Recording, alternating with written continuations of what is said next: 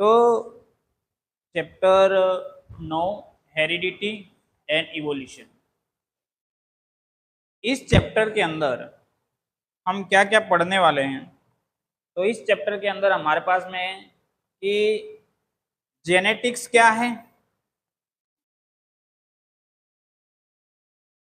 Heredity क्या होता है, और इसके रिगार्डिंग जितनी भी टर्मिनोलॉजी आती हैं हमारे इस चैप्टर के अंदर, ठीक है, जैसे जीनोटाइप, फिनोटाइप, एलील, वो इसके अंदर पहला हम इसको पढ़ेंगे कि जेनेटिक्स होता क्या है, हेरिडिटी क्या होता है, इसके अंदर जो दूसरी टर्मिनोलॉजी आती है वो क्या होता है, ठीक है। नेक्स्ट हाइब्रिडाइजेशन, ठीक है, हाइब्रिडाइजेशन क्या होता है, ठीक है, दो एक ही कैरेक्टर है उसके दो ऑपोजिट चीज पेयर को आपस में कॉम्बाइन कराएंगे, ठीक है, तो वो एक प्रोसेस हो जाएगा आपका हाइब्रिडाइजेशन, ठीक है। नेक्स्ट जीन क्या होते हैं, ये भी आपको इसके अंदर पढ़ना है, और लास्ट इसके अंदर रेस्ट पार्ट क्या इवोल्यूशन का जुड़ा हुआ है अपने इसके अंदर, ठीक है।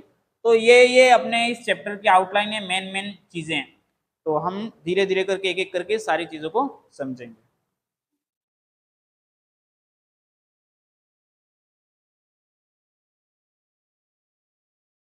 सबसे पहले बात कर लेते हैं जीन क्या होता है, ठीक है। तो कल मैंने क्लास के अंदर आप इन बच्चों को बेसिक्स के बारे में बताया था, ठीक है।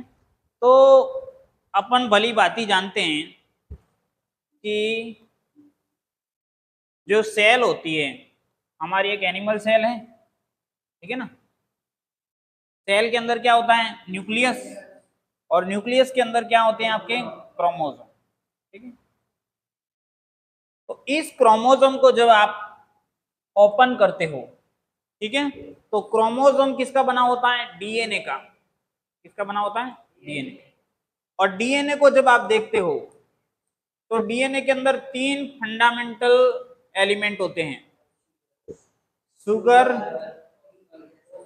फॉस्फोरिक एसिड और नाइट्रोजन बेस, ठीक है। इन तीनों का कॉम्बिनेशन होकर के डीएनए बनता है, ठीक है। अब इन तीनों के कॉम्बिनेशन में भी आगे उच्च कक्षा में आप पढ़ोगे कि किस तरह से इसमें न्यूक्लियोसाइड, न्यूक्लियोटाइड और उसके बाद हिस्टोन प्रोटीन मिलने के बाद डीएनए का फॉर्मेशन होता है। उसमें भी क्या एक 5 to 3 चेन चलती है, एक 3 to 5 चेन चलती है, इस तरह से चेन चलती है, ठीक है। नाइट्रोजन बेस भी दो प्रकार के होते हैं, प्यूरिन और पिरिमिडिन, ठीक है। और इसमें फिर चार आ जाएंगे, एडिनिन, ग्वानिन, थाइमिन और साइटोसिन, ठीक है। तो ये क्या कुछ इस तरह से जुड़े रहते हैं, ए टी सी जी, फिर ए टी, फिर सी जी, फिर सी जी दो बार। इसमें मतलब जो ये नाइट्रोजन बेस है उनका कोई फिक्स सीक्वेंस नहीं होता है, ठीक है, रैंडम सीक्वेंस होता है, ठीक है। तो इसका अगर एक मैं स्ट्रेन निकाल दूं, ठीक है, इस टाइप से,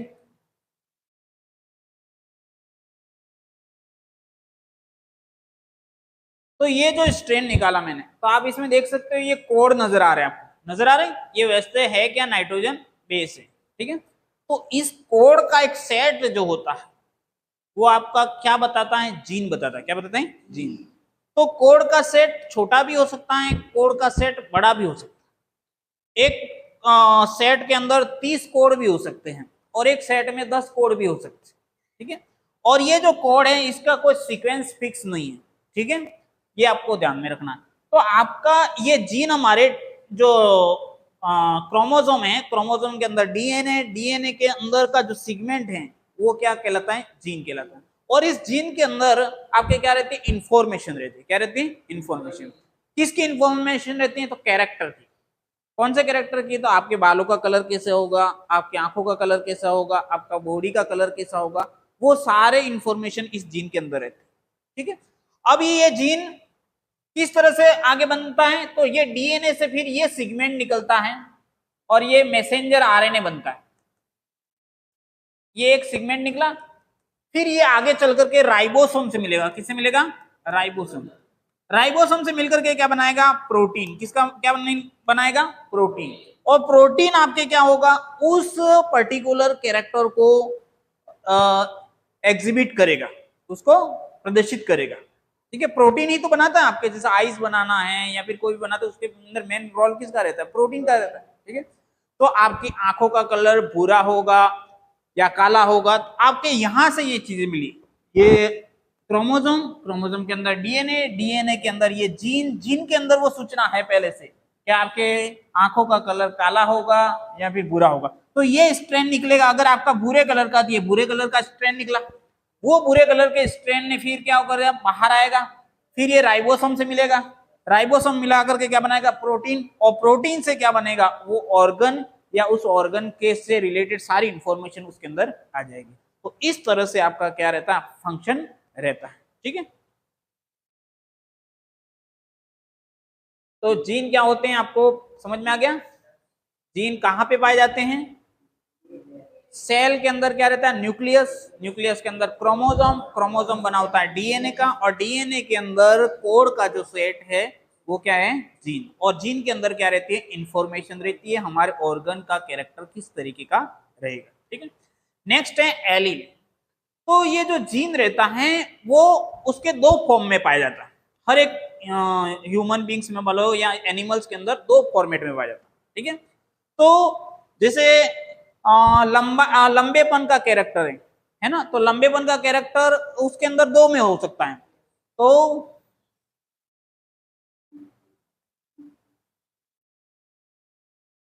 कैपिटल टी, ये लंबेपन का कैरेक्टर, ये जीन है पूरा। ठीक है, और वो दो फॉर्मेट में अंदर पाया जाता है। ठीक है, तो दोनों सेट क्या हो सकते हैं, लंबे भी हो सकते हैं, दोनों सेट क्या हो सकते हैं, छोटे भी हो सकते हैं, और एक सेट क्या हो, बड़ा हो और एक सेट छोटा हो। इस तरह से दो फॉर्मेट के अंदर हर एक एनिमल्स के अंदर या हर ऑर्गेनिज्म के अंदर पाए जाते हैं, और ये दो का जो सेट है वो क्या कहलाता है, एलील के अंदर, क्या कहलाता है, एलील। ठीक है, तो इस तरह से दो के सेट में एक कैरेक्टर पाया जाता है आपका, और इसको हम क्या कहते हैं, एलील कहते हैं। Different versions of forms of a particular gene responsible for the variation observe in inheritance tree. तो ये आप देख सकते हो, different version of form of a particular, एक पर्टिकुलर जीन का दो फॉर्मेट है। ठीक है, अब ये क्या करता है, वेरिएशन लाता है, आने वाली जो जनरेशन है उसके अंदर क्या करेगा, वेरिएशन, क्योंकि ये सेपरेट सेपरेट जा सकता है, ये सेपरेट सेपरेट जा सकता है, तो सेपरेट सेपरेट जाएगा, तो कब ये बाहर प्रदर्शित होगा, उसके ऊपर उसके अंदर आने वाली जनरेशन में क्या आ जाएगी, आपके वेरिएशन आएगी। नेक्स्ट होता है जीनोटाइप। जीनोटाइप क्या होता है, तो ये जीन आपको जो दिखाई दे रहे हैं वो किस तरीके का है, इंटरनली बॉडी के अंदर इंटरनल जो सिस्टम दिखाया जाएगा वो जीनोटाइप से दिखाया जाएगा। और एक होता है फिनोटाइप। फिनोटाइप में क्या होता है, एक्सटर्नल, बाहर आप देख सकते हो जिसको भली भांति से, जैसे मैं बात करूं कि मेरे पास में लंबे और बोने पौधे हैं, ठीक है, तो लंबे में से मेरे 3 लंबे आए और एक बोना आया, तो आपको 3 दिखाई देंगे, 3 लंबे हैं और एक बोना है, दिखाई देगा, आंखों से नजर आएगा। लेकिन उसके अंदर का जो जीनोटाइप है वो कुछ इस तरीके से रहता है। अगर मेरे 3 लंबे हैं तो ये 3 लंबे कुछ इस तरीके से भी आ सकते हैं, ये एक बोना हो गया और ये 3 क्या हो गए, आपके लंबे हो गए। तो ये लंबे होने के लिए प्योर भी हो सकता है और मिक्स कंडीशन में भी लंबा हो सकता है। तो अंदर का जो जीन है या एलील का जो स्ट्रक्चर है वो हमको किससे पता चलेगा, जीनोटाइप से, कि एलील किस तरह से अंदर ओरिएंटेड है, प्योर फॉर्म में ओरिएंटेड है या फिर मिक्स फॉर्म में ओरिएंटेड है। तो ये हमको जो बताएगा वो कौन बताएगा, जीनोटाइप। और बाहरी जो रूप है वो कौन बताएगा, फिनोटाइप। फिनोटाइप ये कहता है कि ये 3 तो लंबे हैं और ये एक क्या है, छोटा है, और वो आसानी से अपने को बाहर नजर आ जाएगा। तो फिनोटाइप एक्सटर्नल कैरेक्टर को एग्जिबिट करता है, जीनोटाइप इंटरनल जीन की व्यवस्था को या ओरिएंटेशन को बताता है। और एक जीन के अंदर कितने एलील रहते हैं, 2। ठीक है,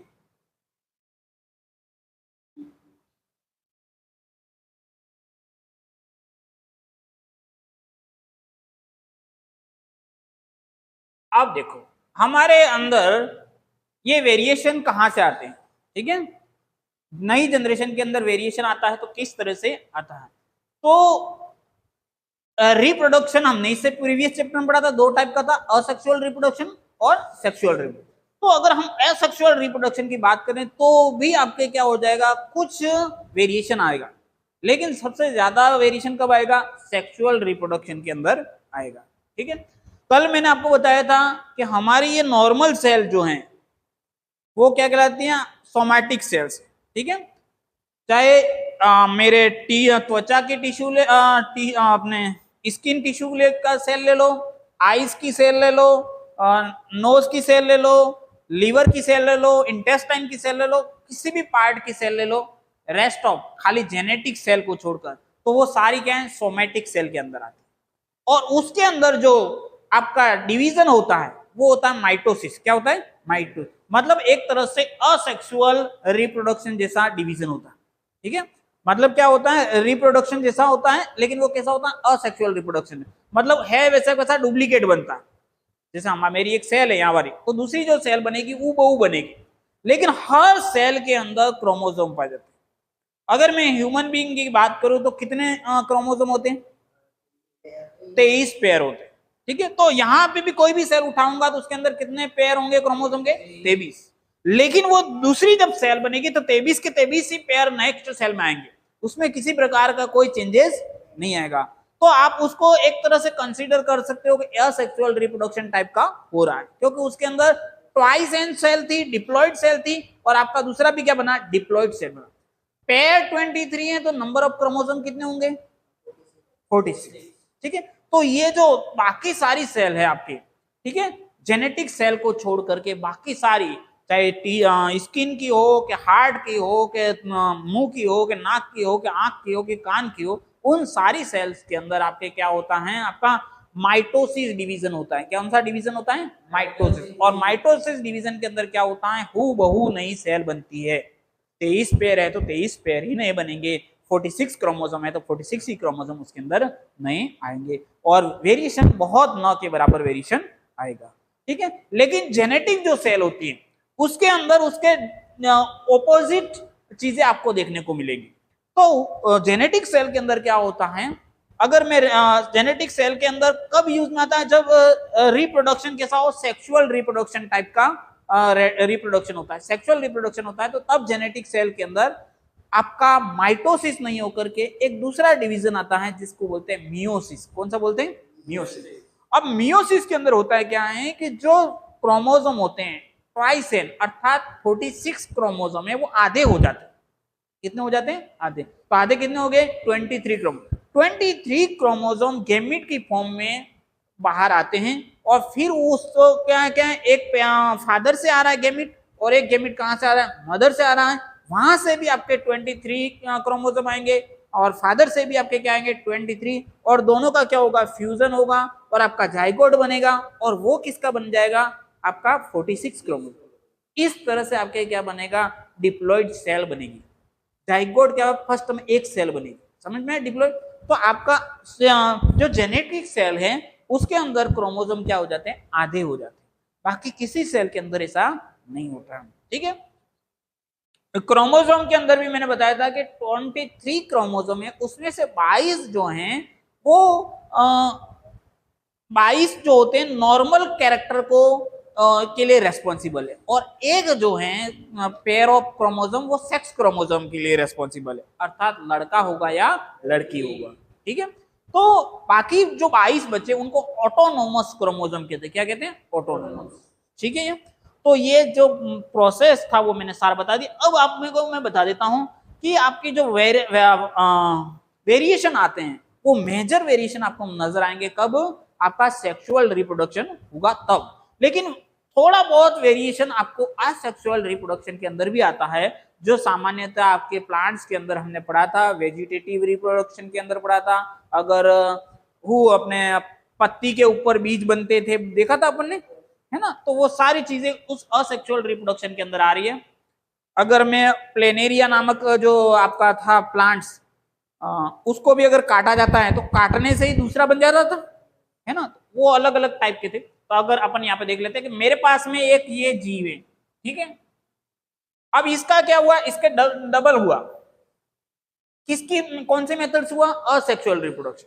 असेक्सुअल रिप्रोडक्शन यहाँ अपने हमारे यहाँ सेल्स को भी एक सेल से 2 सेल बनी, ठीक है, तो ये 2 सेल बनी। तो आपको इसके अंदर क्या डिफरेंस दिखाई देगा? यहाँ पर एक रेड दिखाई दे रहा है, यहाँ पे ग्रीन। तो आपका 90% पार्ट तो सेम है दोनों का। देखो केवल 10% ये आपका क्या है? डिफरेंस। अब यहाँ पर देखो, फिर इसके अंदर बात करो तो ये तो एज इट इज दोनों के अंदर सेम संरचना है, खाली इसके अंदर कितनी डिफरेंस आया, यहाँ पे पिंक हो गया, यहाँ पे व्हाइट। तो इन दोनों के अंदर भी पेरेंट्स है बहुत स्लाइटली चेंजेस देखने को मिले। उसी प्रकार से यहाँ देखोगे तो ग्रीन था ये पेरेंट, तो उसके नीचे वाले दोनों जो इन्फेंट है वो दोनों हूबहू नजर आ रहे हैं, केवल स्लाइटली आपको चेंज आएगा। यहाँ पे डार्क ब्लू है, यहाँ पे लाइट ब्लू है।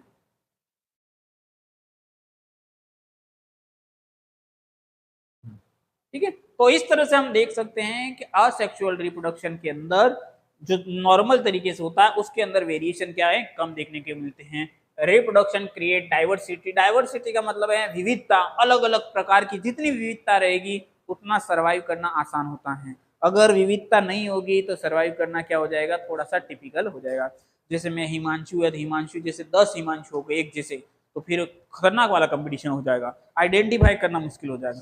तो अलग अलग चीजें रहेंगी तो आसानी से क्या हो जाता है, identify. Reproductive process generate similar yet subtly different individual.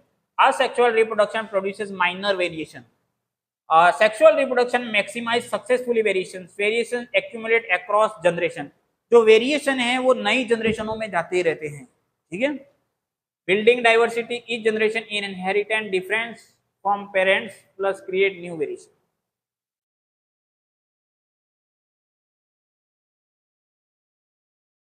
What is heredity?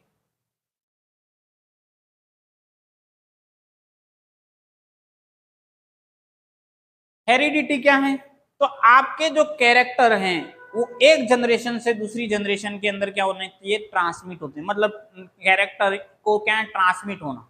ठीक है, वो कहलाता है आपका हेरिडिटी। और हेरिडिटी जो है वो जिस साइंस की जिस ब्रांच में पढ़ा जाता है, साइंस की जिस भाषा, साइंस की जो ब्रांच हेरिडिटी के साथ डील करती है या इसके संबंध में जो पढ़ाई की जाती है वो कहला जाता है जेनेटिक्स। क्या कहला जाता है, जेनेटिक्स। जेनेटिक्स के अंदर आपका आता है हेरिडिटी। और हेरिडिटी क्या है, कैरेक्टर का एक जनरेशन से दूसरी जनरेशन में और दूसरी से तीसरी जनरेशन में ट्रांसमिट होने का पूरा प्रोसेस अपन इसके अंदर पढ़ते हैं। ठीक है, तो process by which traits, traits का मतलब कैरेक्टर है ना, reliably pass from parent two of spring. Of spring का मतलब हो गया बच्चे के अंदर। ठीक है, नई जो संतति आती है। ठीक है, ट्रेट्स क्या हो गए, characteristic resulting from gene environment interaction. ठीक है, uniqueness, every individual has unique combination of inheritance and acquired traits. और उसके अंदर क्या हो जाएगी, हर एक के अंदर यूनिक चीजें आएंगी।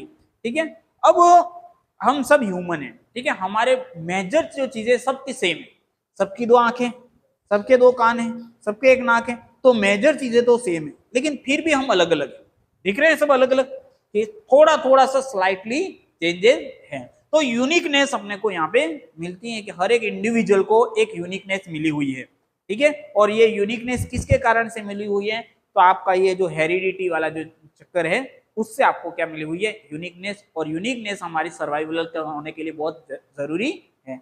जितनी आपके क्या होगी, डाइवर्सिटी होगी, उतना ही अच्छा होगा। ठीक है, अब देखो ईयर लॉब अटैचमेंट, आप देख सकते हो आपके कान तो सबके एक जैसे हैं, लेकिन कभी कभी तुमने देखा किसी के कान लंबे होते हैं, किसी के छोटे होते हैं, किसी के पिच के हुए रहते हैं। ठीक है, और ये जो ईयर लॉब है वो आप देखो, ये कभी कभी जो फ्री नजर आता है, किसी किसी के अंदर सामान्यतः अटैच रहता है इस टाइप, बहुत सारे लोगों को। ठीक है, तो बहुत सारे के इस तरह से जुड़ा हुआ है, किसी के फ्री फ्री रहता है, किसी के लंबा रहता है। तो ये जो यूनिकनेस आपको मिल रही है, ठीक है, वो किसके कारण आ रहा है, जीन जो है अंदर वो इसके लिए रेस्पॉन्सिबल है। और जीन के ऊपर हेरिडिटी का फैक्टर काम कर रहा है। जीन के ऊपर किसका फैक्टर काम कर रहा है, हेरिडिटी का। ठीक है,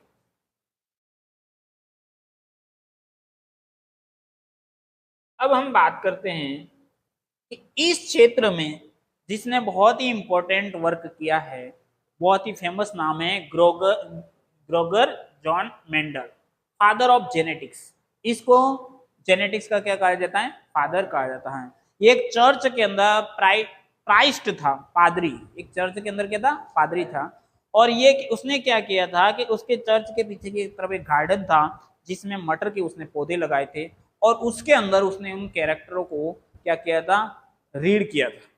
और उसको फिर उसने एक रिकॉर्ड बुक में उसने संधारित किया, और फिर उसने बताया कि ये जो कैरेक्टर है वो कुछ इस तरह से क्या है, एक पीढ़ी से दूसरी पीढ़ी में जा रहे हैं। तो जो जेनेटिक्स का जो फंडामेंटल बेस है वो किसने सेट किया था? ग्रोगर जॉन मेंडल ने सेट किया था। उसके बाद जो स्टार्टिंग की, उसके बाद बहुत सारे लोगों ने इसमें काम किया, और आज की तारीख में तो जो जेनेटिक्स के हैं उसका बहुत ही इंपॉर्टेंट रोल हमारी लाइफ के अंदर हो गया है। जैसे आप देख सकते हो बहुत सारे हाइब्रिड आपको वेजिटेबल्स मिल जाते हैं मार्केट के अंदर। बहुत सारे टाइप के आपके क्या होता है, मिर्ची मिलती है, छोटी बड़ी, गोभी भी अलग अलग कलर के। उस सब में जो रोल है वो किसका है? जेनेटिक्स का। और इसके अलावा बहुत सारे मेडिसिन भी इसके अंदर बनाए जाते हैं, अलग अलग चीजें से नए रेजिस्टिव अच्छी क्षमता वाली चीजों को तैयार किया जाता है। ठीक है, तो जेनेटिक्स से तो revolutionary approach studied inheritance in P plants. किसमें इसने स्टडी किया था? पी प्लांट्स, मतलब मटर के पौधे। First to count individuals with specific trait पर जनरेशन। उसने क्या किया? फर्स्ट उसने काउंट किया इंडिविजुअल को जो भी आए, और उसको स्पेसिफिक ट्रेड्स को, एक स्पेसिफिक ट्रेड उसने चुन लिया, जैसे लंबाईपन का और बोनेपन का एक ट्रेड चुना। क्या इसका? लंबा और बोना, एक सेट है पूरा कैरेक्टर का। ठीक है, ब्लेंडेड साइंस एंड मैथमेटिक्स। इसने क्या किया? साइंस और मैथमेटिक्स दोनों का कॉम्बिनेशन किया। ठीक है, डिस्कवर्ड लॉज ऑफ इनहेरिटेंस, और उसके बाद उसने 3 लॉज डिस्कवर किए थे, law of dominance, law of segregation और लॉ ऑफ इंडिपेंडेंस। इस 3 इसके अंदर क्या आए थे? आपके लॉज आए थे। Both parents contribute equal genetic material, each trait influenced by parental and maternal DNA. और इसने बताया था कि पेरेंट्स के अंदर दोनों ही रेस्पॉन्सिबल होते हैं, दोनों के अंदर से कैरेक्टर आते हैं, और एक कैरेक्टर क्या होता है? इन्फ्लुएंस होता है बाय पेरेंटल मैटरनल डीएनए। और जो इन्फेंट है उसके अंदर जो न्यूक्लिक मटेरियल बना है, जो किससे बना हुआ है? पेरेंट्स से। पेरेंट्स के अंदर 2 जनों ने भागीदारी दी, फादर और मदर, दोनों का कॉम्बिनेशन के अकॉर्डिंग उस बच्चे के अंदर क्या आ जाएगी? आपका वेरिएशन आएगा। ठीक है, तो इसने जो बताए थे, तो इसका जो आप देखोगे तो मटर के पौधों को उसने क्यों चुना, इसके पीछे भी उसका लॉजिक था।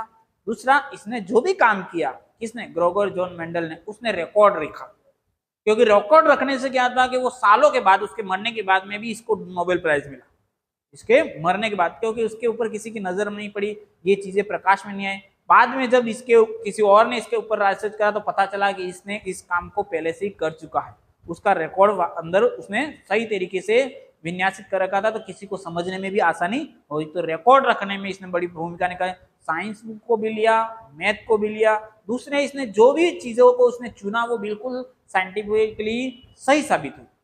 तो क्या सही है? तो उसने जो पौधा चुना मटर का वो बिल्कुल सही था। क्यों? क्योंकि अगर वो पौधा 1 साल का है या फिर छोटे कम समय का होता है तो वो क्या होता है, जल्दी से हम नई जनरेशन को क्या कर सकते हैं? रीड कर सकते हैं। लेकिन अगर कोई चीज है, कोई दूसरा अगर ऑर्गेनिज्म उसने चुना होता, जैसे कोई एनिमल चुना होता, तो वो तो सालों तक रहता, 40 साल की अवधि होती, किसी की 50 की, किसी की 100 साल की, तो वो फिर वो अगली जो जनरेशन है उसको वो फाइंड आउट नहीं कर, क्योंकि अगर 1 साल का है तो नए साल फिर से नया आ जाएगा, तो जल्दी जल्दी से वो क्या है, नई नई जो जनरेशन है उसको आसानी से रीड कर पाया और उसके बारे में बता सका, और आगे वाली जो जनरेशन है उसको गाइड कर सकता है। इस तरह से ये चीजें होती है। ठीक है, इसके बाद इसके जो 3 रूल्स थे, इसके अंदर इसने 2 अपने अंदर सिलेबस में देखे रखा, मोनो हाइब्रिड और डाई हाइब्रिड के इसने एक्सपेरिमेंट किए थे, वो हम अभी पढ़ने वाले हैं। उसके बाद इसने क्या किया था? 3 रूल्स थे, लॉ ऑफ डोमिनेंस। ठीक है, तो उस फर्स्ट जो रूल है, जो वैसे तुम्हारे सिलेबस के अंदर नहीं दे रखा है, फिर भी मैं आपको बता देता हूँ, लॉ ऑफ डोमिनेंस।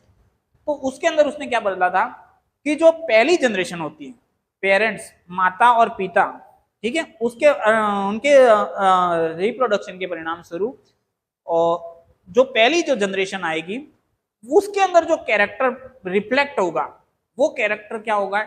डोमिनेंट होगा। क्या होगा? डोमिनेंट। अगर मैं बात करूं कि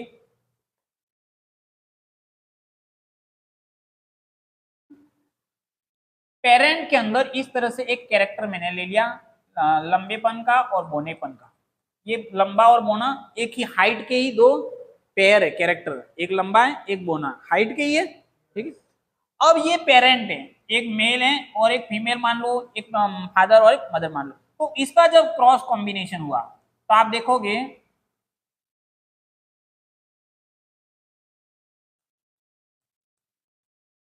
ये जो चारों बने, ठीक है, नई जनरेशन जो बनी आपकी वो सारी लंबी आ रही है, तो इससे हमको क्या पता चला कि जो लंबेपन का जो फैक्टर है वो क्या है, डोमिनेंट है।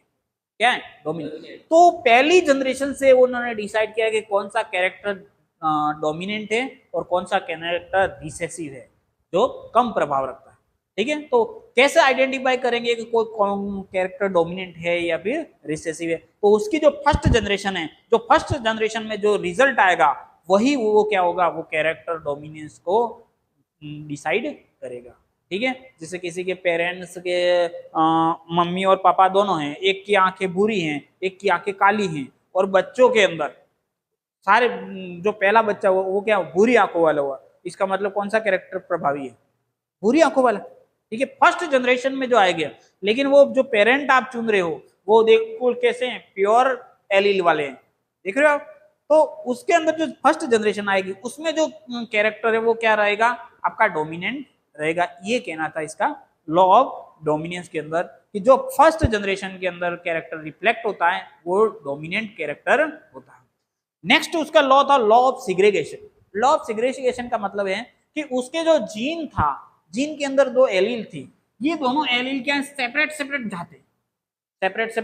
जाते हैं। तो देखो इसका यहाँ पे आया और इसने इसके साथ में आया, तो दोनों क्या है, आसानी से सेपरेट सेपरेट आगे बढ़ते हैं। तो इसको सेपरेट सेपरेट एलील्स का आगे बढ़ना वो क्या कहलाता है, लॉ ऑफ सिग्रेगेशन। और इसी के कारण से क्या होता है, वेरिएशन आता है, क्योंकि यही आगे चल करके फिर इन दोनों का कॉम्बिनेशन कराओगे तो आपको देखोगे ये दोनों बनेंगे, क्या बनेगा, कैपिटल टी, और इसको इसके साथ बनाओगे तो क्या बनेगा, कैपिटल टी स्मॉल टी।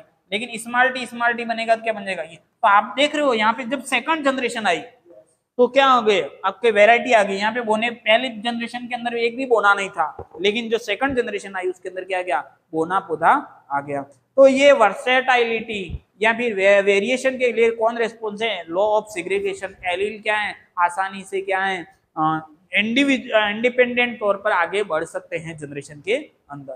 ठीक है, और थर्ड था लॉ ऑफ क्या बताया था, इंडिपेंडेंट। मतलब इंडिपेंडेंट रहते हैं, वो खुद का जैसे कैरेक्टर है तो वो खुद का कनेक्ट यूनिक कैरेक्टर आगे जनरेशन के अंदर जा सकता है। जैसे बोना आया, बोना वो है क्या है, अगली पीढ़ियों में संचरित हो सकता है। जैसे किसी के फैमिली के अंदर किसी को हार्ट अटैक आता है, ठीक है, और किसी के अंदर आपने देखा जेनेटिक डिसीजेज रहती है, जैसे हीमोफीलिया है और वर्णांधता है, ब्लाइंडनेस है। तो हीमोफीलिया बीमारी नाम से ना, हीमोफीलिया, तो उसके अंदर क्या है, जैसे किसी के खून का थक्का बनता है, आपने जब चोट लग जाती है, लेकिन चोट का थक्का नहीं जमता है और वो क्या है, वो खून बहता ही रहता है। तो वो जो डिसीज किसी फैमिली के अंदर है तो उसके बच्चों में भी वो डिसीज आएगी। ठीक है, तो वो जेनेटिक डिसीज के अंदर अकाउंट होता है, क्योंकि उसमें उस प्रकार का जीन है जो आगे नई पीढ़ियों के अंदर क्या हो रहा है, ट्रांसमिट हो रहा है। तो वो इंडिपेंडेंट तौर पे कैरेक्टर क्या आगे बढ़ता रहता है। तो लॉ ऑफ इंडिपेंडेंट थॉट का, तो कितने लॉ बताए थे मेंडल के, law of dominance. Law of dominance क्या कहता है, फर्स्ट पीढ़ी में जो आपका कैरेक्टर प्रदर्शित हो रहा है वो डोमिनेंट कैरेक्टर।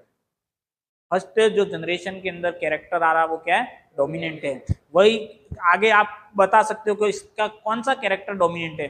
लंबाई के दो लंबाई का जो हाइट का जो कैरेक्टर है वो दो पेयर में पाया जाता है, एक तो लंबापन और एक बोनापन।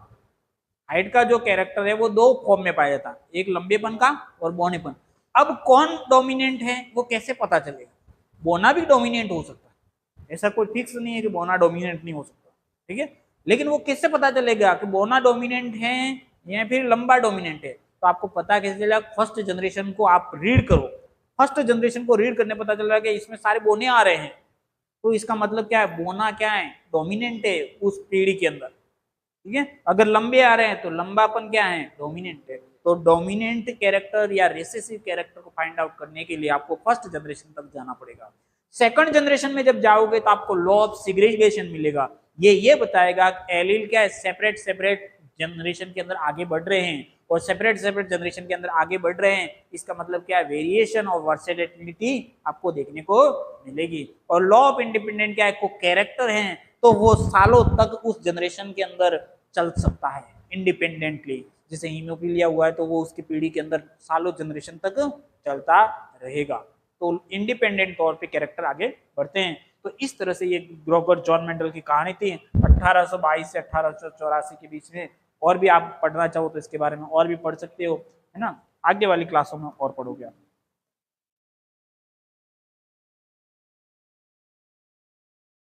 अब हमारे सिलेबस में दे रखे हैं मोनोहाइब्रिड और टू डाई हाइब्रिड। ये दोनों एक्सपेरिमेंट किसके द्वारा किए गए थे? मेंडल के द्वारा किए गए थे। किसको क्या इसको रिजल्ट मिला? तो इसने जनरेशन के अंदर हेरिडिटी किस तरह से होता है, हेरिडिटी को हम किस तरह से समझ सकते हैं, उसको उसको समझने के लिए उसने ये प्रैक्टिकल किया था कि हेरिडिटी को प्रोसेस को समझने के लिए। तो सबसे पहले उसने पेरेंट जनरेशन लिया था। पेरेंट के अंदर टॉल जो एक हाइट का जो उसने जीन लिया था, टॉल के लिए कैपिटल टी लिया था और शॉर्ट के लिए स्मॉल टी लिया था। ठीक है, हाइट का एक ट्रेट है, ट्रेट को ही अपन क्या कहते हैं? कैरेक्टर कहते हैं। ठीक है, उसके दो फॉर्म लिए, कैपिटल टी और स्मॉल टी। ठीक है, तो ये पेरेंट्स के अंदर दिए गए कैपिटल टी स्मॉल टी, मतलब लंबा है और बोना है। जब इसका क्या किया, हाइब्रिडाइजेशन किया, तो उसकी जो फर्स्ट जनरेशन आई वो सारी क्या है? लंबी आई, सारे टॉल आए। इसका मतलब इसके अंदर टॉल जो कैरेक्टर है वो क्या है? डोमिनेंट है। ठीक है, और इस तरह से उसने फर्स्ट जनरेशन प्राप्त किया, F1 generation. All of spring मतलब जो नई जनरेशन के इन्फेंट होते हैं वो ऑफ स्प्रिंग कहलाए, वह टॉल डोमिनेंट ट्रेट एक्सप्रेस। उसी के बाद में इसमें से जो दो लिए, इसके से इसको दो ले लोगे तो वो क्या बन जाएंगे? पेरेंट बन जाएंगे। वो क्या बन जाएंगे? पेरेंट। नेक्स्ट जनरेशन जो आएगी उसके लिए पेरेंट बन जाएंगे। तो इन दोनों को लिया मैंने, टॉल को। ठीक है, तो टॉल बाहर से देखने पर फिनोटाइप तो क्या है? लंबे दिखाई दे रहे हैं, लेकिन अंदर का जीनोटाइप देखोगे तो अलग है, दोनों का जीनोटाइप अलग है। इसलिए लॉ ऑफ सेग्रीगेशन के तहत, क्योंकि एलील सेपरेट आगे बढ़ते हैं, तो नई पीढ़ी में फिर से आपको वेरिएशन देखने को मिलेगा। अदरवाइज टॉल है तो आप बोलोगे सर टॉल ही आ जाएंगे सारे, क्योंकि छोटा तो है ही नहीं। लेकिन छोटा कहां से आएगा? तो अंदर का जीनोटाइप क्या है? अलग है। बाहर से फिनोटाइप से तो अपन को क्या लग रहे हैं? कि लंबे लंबे लग रहे हैं। इसीलिए आपको कभी कभी देखने को मिलता है कि लड़का भी लंबा है, लड़की भी लंबी है, फिर भी बच्चा छोटा कैसे आ गया? तो उसके कारण क्या है? जीनोटाइप है। ठीक है, तो जीन डिसाइड करते हैं। आपके नाना, इधर से भी दादा, उसकी पीढ़ी के अंदर से भी वो चीजें आगे बढ़ रही है लॉ ऑफ सेग्रीगेशन के अंदर। ठीक है, एलील्स आगे बढ़ रहे हैं। तो यहाँ वाले जब तुम जीनोटाइप को देखोगे, capital T small T, capital T small T, जब इसका कॉम्बिनेशन कराते हैं तो इसके अंदर क्या मिलते हैं? 3 तो आपको टॉल मिलते हैं और एक कौन सा मिल जाता है? छोटा मिल जाता है। इसलिए आपके लिए इस तरीके का प्रिडिक्शन लगाना बहुत मुश्किल है।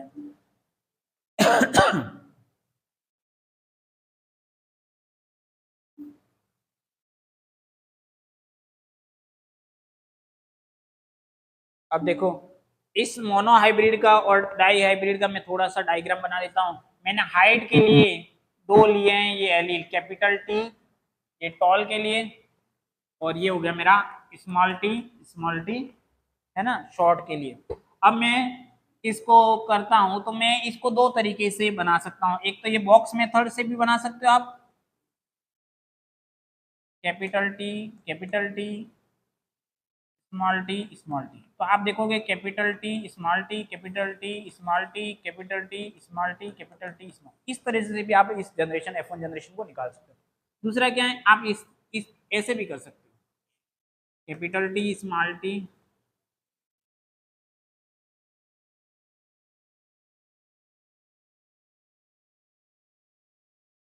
और ये जो जनरेशन है वो कौन सी कहलाएगी? F1 जनरेशन कहलाएगी। क्या कहलाएगी?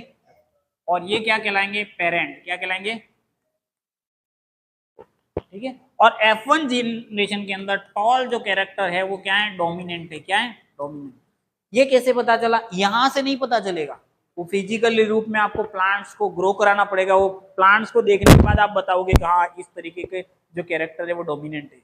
तुम जीनोटाइप को देख करके या पेपर पे लिख करके आप ये नहीं बता सकते कि ये डोमिनेंट है या ये। आपको रियल प्रैक्टिकली देखना पड़ेगा कि वो लंबा आ रहा है या छोटा आ रहा है। ठीक है, इस तरह से। अब हम ये F1 जनरेशन हुई, F1 जनरेशन से फिर आगे बढ़ेंगे तो हम क्या करेंगे? इसके दो ये इन्फेंट ये को ले लेंगे और इनको क्या बनाएंगे? पेरेंट बनाएंगे, क्योंकि ये आगे वाली संतति के लिए पेरेंट हो गए। आगे वाली जो जनरेशन आएंगे उसके लिए क्या करेंगे? पेरेंट। ये इनके बच्चे हैं, लेकिन ये इनके बच्चे होंगे तब ये क्या बन जाएंगे? पेरेंट्स बन जाएंगे। तो किस तरह से ये फंक्शन करेगा? तो आगे देखो, capital T capital T capital small T, ये दोनों पेरेंट हो गए। ठीक है, अब इसका कॉम्बिनेशन कराओगे आप तो आप देखोगे capital T capital T, capital T small T, capital T small T और स्मॉल टी स्मॉल टी। तो ये जो देख रहे हो स्मॉल टी, ये तो क्या आ गया, शॉर्ट आया।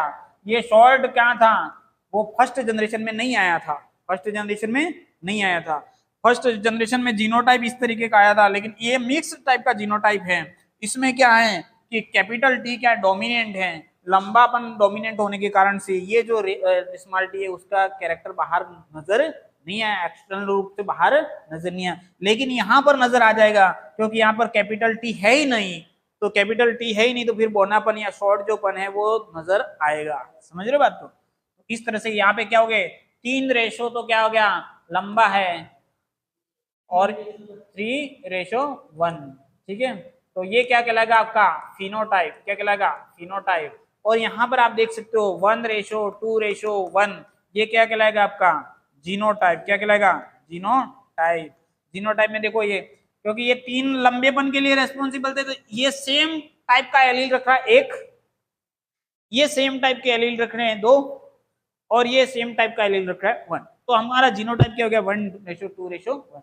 जीनोटाइप इंटरनल को बताते हैं, इंटरनल व्यवस्था को, और फिनोटाइप बाहरी व्यवस्था को बताता है। ठीक है, तो ये मोनोहाइब्रिड का एक्सपेरिमेंट था, किसके द्वारा किया गया था, मेंडल के द्वारा। ठीक है, उसी प्रकार का एक्सपेरिमेंट इसने किसमें किया है, डाई हाइब्रिड में किया है। किसमें किया है, डाई हाइब्रिड में। तो मोनोहाइब्रिड वाला तो आपको समझने के लिए बहुत आसान है, डाई हाइब्रिड का भी एक बार मैं तुमको थोड़ा सा दिखा देता हूँ, थोड़ा सा कॉम्प्लेक्स रहेगा, लेकिन आप चाहो तो आसानी से कर सकते हो। ये रहा,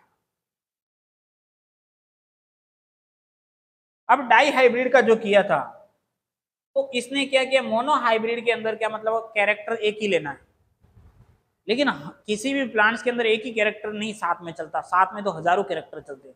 हमारी बॉडी के अंदर केवल हम आइस को पकड़ते हैं, आइस का कलर, तो वो एक कैरेक्टर हुआ, लेकिन हमारी बॉडी के अंदर बहुत सारे कैरेक्टर है। बालों का कलर भी होता है, कान का साइज भी होता है, नाक का साइज भी होता है, हाथ का साइज भी होता है, शरीर का साइज भी होता है, सारे कैरेक्टर एक साथ चलते हैं, एक ही कैरेक्टर चलता है, सारे कैरेक्टर एक साथ चलते हैं। तो अगर हम एक से ज्यादा कैरेक्टर को साथ में आप स्टडी करते हो तो वो आपका क्या हो जाएगा, अगर आप 2 कैरेक्टर को साथ में लेके तो डाई हाइब्रिड, और सिंगल कैरेक्टर को रीड करते हो तो आप मोनो हाइब्रिड। इससे आगे की कैरेक्टर को भी साथ में लेकर के कर सकते हो, लेकिन ज्यादा करने जाओगे तो क्या हो जाएगा, कॉम्प्लेक्स हो जाएगा, आपको समझने में दिक्कतें आ जाएंगी, आ जाएंगी कि नहीं आ जाएंगी। देखो इसी डाई हाइब्रिड को ही आपको जब टेबल बनाओगे ना घर जा करके, तो आपको मुश्किल आ जाएगी, इतना आसान नहीं है। क्योंकि इसमें क्या किया, कैपिटल आर एक कैरेक्टर है, ठीक है, जो किसको रिप्रेजेंट करता है, राउंड को, एकदम गोल साइज का बीज लिया है उसने, और दूसरा बीज कैसा लिया है, रिंकल मतलब पिचका हुआ। ठीक है, बीज का कैरेक्टर लिया है इसने, एक बीज ऐसा है जो बिल्कुल गोल है, और दूसरा बीज का शेप कैसा है, चिपका हुआ है, पिचका हुआ। ठीक है, दूसरा कैरेक्टर उसने क्या लिया है कि बीज कैसा है, ग्रीन कलर का, और दूसरे कलर एक और कलर लिया उसने, येलो कलर। तो येलो कलर के लिए उसने जो आपने एलिल लिया वो क्या है, कैपिटल वाई, और रिंकल के लिए क्या लिया है, स्मॉल आर, राउंड के लिए क्या लिया है, कैपिटल आर, और वाई के लिए ग्रीन के लिए स्मॉल वाई, तो फिर इसमें क्या किया, ये एलिल जो सेपरेट आगे बढ़े, कैपिटल आर और स्मॉल वाई, इसका भी स्मॉल आर और कैपिटल वाई, ये पेरेंट्स के तौर पे बने, और इनकी पहली जनरेशन आई capital R, capital Y, small Y, क्योंकि 2 कैरेक्टर साथ में चल रहे हैं इसलिए 4 का सेट बना हुआ है। ठीक है, फिर ये आगे चल करके क्रॉस कॉम्बिनेशन कराओगे इसका और इसका, तो आपको कुछ इस तरह से इसके गैमीट्स बनेंगे, इसके आर कैपिटल वाई, इसको इसके साथ कराओगे तो आप देखोगे आर कैपिटल वाई, आर का कैपिटल वाई के साथ में, आर का स्मॉल वाई के साथ में, स्मॉल आर का कैपिटल वाई के साथ में, स्मॉल आर का, ये इसके 4 बन गए, 4 इसके बनेंगे, और आपको देखने को मिलेंगे इस तरीके की व्यवस्था। तो ये देखो 9 तो आपको क्या मिले हैं, येलो कलर के, 9 सीड मिले, इसको गिनो कितने हो गए, 4 ये हो गए, ये तो पेरेंट है, इधर वाले ऊपर वाले हाशिए वाले पेरेंट है, इधर देखो 4 4 8 9 10 11 12, तो देखो 9 ये रहे और 3 ये रहे, ठीक है, क्योंकि ये जीनोटाइप अलग अलग है, इनका जीनोटाइप अलग अलग है। लेकिन अगर आप फिनोटाइप की बात करोगे तो इसका फिनोटाइप क्या आ गया आपका, आपका टोटल 12 आपके सीड क्या हो गए, येलो कलर के हो गए, ठीक है। ग्रीन कलर के सीड कितने हुए, 4, तो आपके 12 तो हो गए येलो कलर के और 4 हो गए आपके ग्रीन कलर के। लेकिन दोनों को साथ में करोगे तो आपको 9:3:3:1 टाइप का आपको फिनोटाइप देखने को मिलेगा, ठीक है। तो इस तरह से आपको ये व्यवस्था देखने को मिलेगी। इसको घर पे जाकर के और अच्छे तरीके से देखना, क्योंकि 2 कैरेक्टर साथ में चल रहे हैं तो थोड़ा सा आपको कॉम्प्लेक्स जैसा नजर आएगा, लेकिन शांति से बैठ के देखोगे तो आप आसानी से इसको सॉर्ट आउट कर लोगे, ठीक है।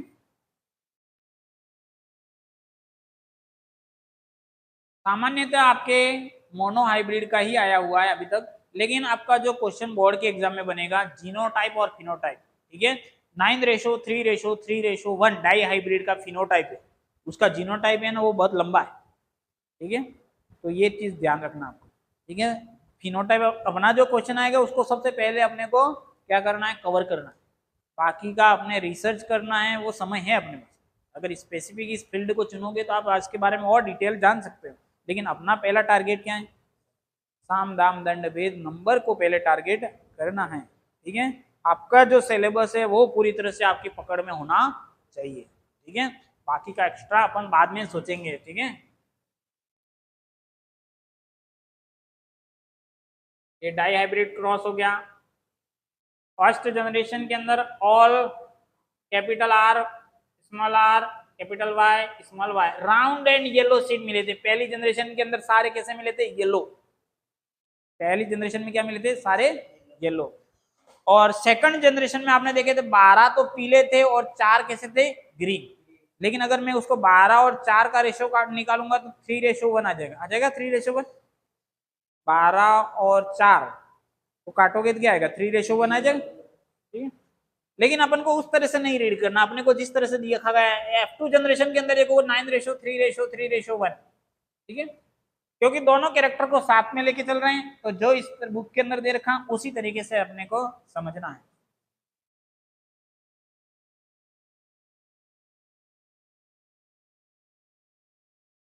How jeans control trait, gene किस तरह से कैरेक्टर को कंट्रोल करते हैं। तो डीएनए का सेक्शन होगा, gene provides information for one protein. आपका जो जीन होगा वो किसकी सूचना देगा, एक प्रोटीन बनाने के लिए सूचना देगा।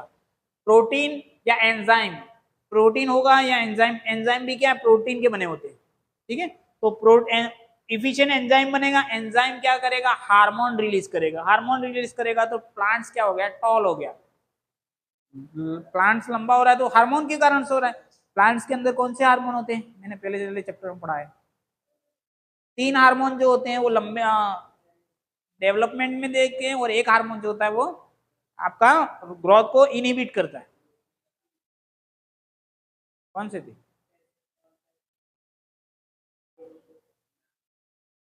जिब्रेलिन, ऑक्सिन, पढ़ा था, साइटोसिन और एफसीसी कैसे।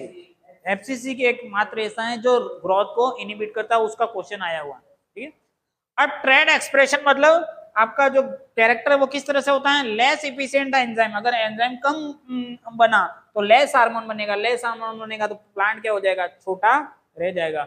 ये यहाँ पर देख रहे हो आप, ग्रीन पत्ती वाला है और एक पर्पल क्रॉस फॉर्ड है। पहली पत्ती में खाली पर्पल आया, मतलब पर्पल कलर क्या है, डोमिनेंट है, क्या है, डोमिनेंट। लेकिन यही कंफर्म आगे चल करके सेकंड जनरेशन में जाओगे तो 3 तो पर्पल आएंगे और एक क्या आ जाएगा, ग्रीन आ जाएगा। लेकिन जो रेसेसिव कैरेक्टर था वो सेकंड जनरेशन में प्रकट हो जाता है, बाहर आ जाता है।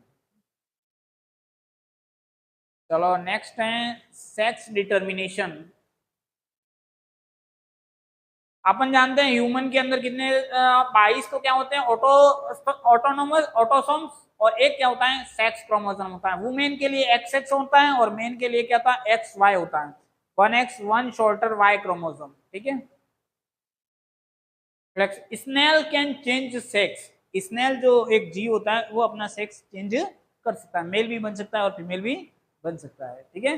Genetic human gene inheritance from parent decide. Temperature determine sex in some animal, कुछ एनिमल्स के अंदर क्या टेम्परेचर के कारण से भी मेल फीमेल चेंज हो जाते, ठीक है। ये भी बड़ा अजीब सा है नहीं, तो अपन उन चीजों के बारे में जानते नहीं है, लेकिन ऐसा है वास्तव में कि स्नेल जो है वो अपना जो सेक्स है उसको चेंज कर सकता है, मेल से फीमेल हो सकता है, और टेम्परेचर बढ़ने पर भी चेंज हो सकते हैं। बहुत अजीब अजीब सी चीजें हैं, ठीक है। और इसमें अपन यूं सोचते हैं कि अपन को चीजें रंगीन दिखाई देती थी, इस दुनिया में सारे लोगों को या सारे ऑर्गेनिज्म को रंगीन दिखाई देती, ऐसा भी नहीं है, ठीक है। बहुत सौ को ब्लैक एंड व्हाइट भी दिखता है, ठीक है। तो ये चीजें रोचक चीजें आपको साइंस के अंदर देखने को मिलेगी, ठीक है। तो इसके आगे अपन कल कर शुरू पढ़े अपन, आज के लिए अपन यहीं पे फिनिश करते हैं। तुम्हारे अंदर कोई डाउट है तो बताओ, डाउट है?